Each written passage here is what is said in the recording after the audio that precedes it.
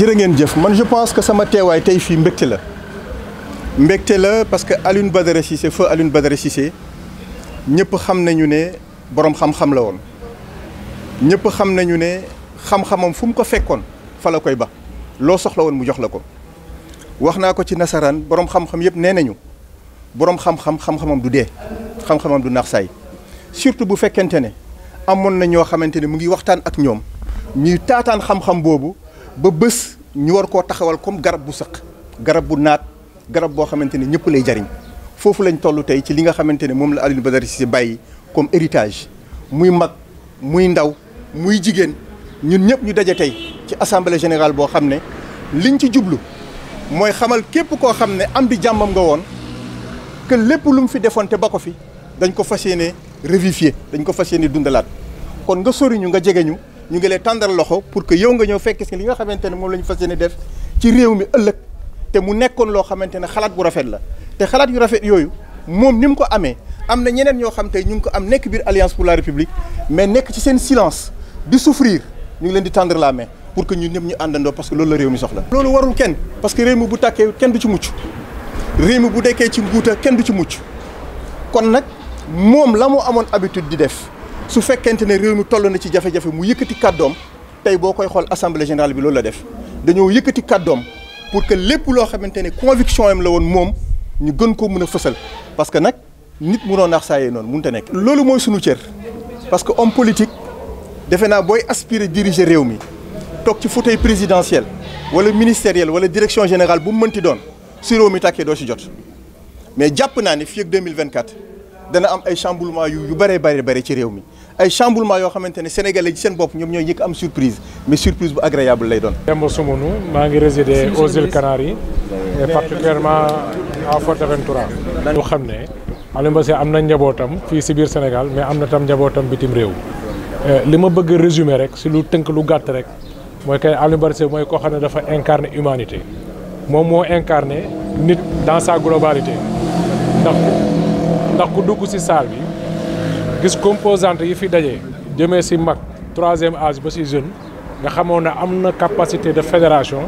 te am na capacité en tout cas composé ak tout le monde donc cette richesse là ñun loolu la ñu nekk di ko dekkalaat xam ne am nañ fi sunu kàddu mais si ngor si tey ak si jàmm on ne fait que en tout cas lii nu ñu tuddee continuité c'est-à-dire c'est une continuité d'un projet de société boo xam ne moom la ñu bëgg a présenter ñëpp muy loo xam ne xalaatam la xalaate ñi ko wër ak ñun ñi nga xam daf ñu fekk si ba bitim réew présenté ñu projet boobu loolu nag moo ñu fi dajalee ñu waxtaan si xool si ban anam la ñu mën a boole suñu ay doole si ban anam la ñu mën a fësal wala wëyal li nga xam ne mooy xalaat bi pour proposer ko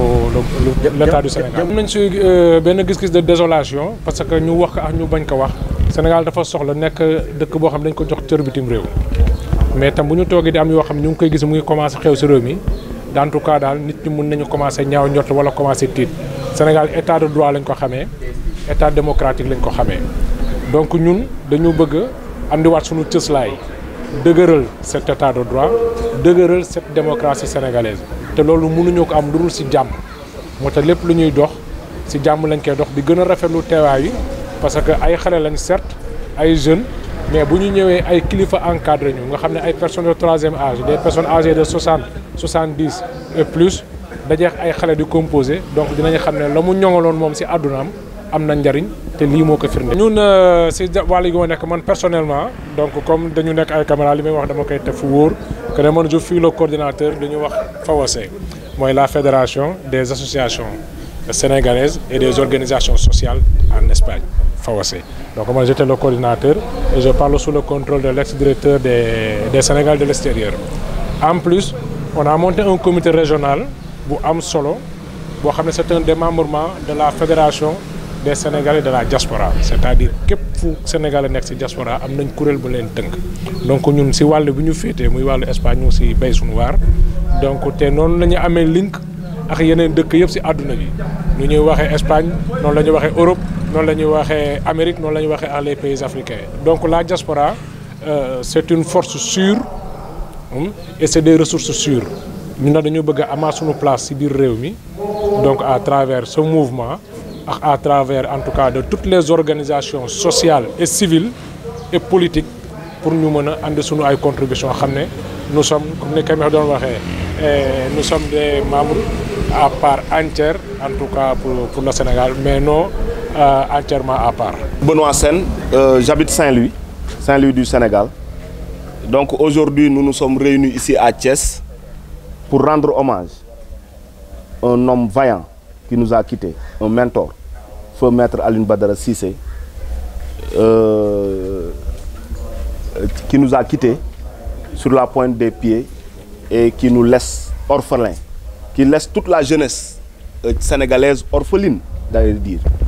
Parce que ABC quand même c'était un homme de valeur, un homme de conviction, un homme d'une dimension exceptionnelle, qui a beaucoup fait pour ce pays-là. Donc nous nous devons de nous remémorer son esprit et de tout ce qu'il a laissé comme héritage politique, social et tutti quanti. Aujourd'hui nous sommes réunis à Thiès parce que Thiès c'est une ville carrefour, c'est une ville tampon, c'est une ville, c'est un passage obligé. Partout où on est issu du Sénégal, pour aller à la capitale dakaroise, on est obligé de passer par Thiès. C'est la raison pour laquelle aujourd'hui, nous sommes là avec tous nos camarades, avec tous nos amis qui viennent des 45 départements du pays. Nous comptons des gens qui sont venus de Ziguinchor, de Tamba, de Mbacké, de Saint-Louis, je l'ai dit tout à l'heure, de Kaolack, même de Matam, bref, de tous les départements, de toutes les régions. Et aussi et de la diaspora aussi, j'allais l'oublier. La diaspora, quand même, qui connaît Maître Alioune Badara Cissé, sait ce que la diaspora représentait pour lui, qui fut ministre des Affaires étrangères et des Sénégalais de la diaspora. Donc là, c'est une assemblée générale de remobilisation de tous les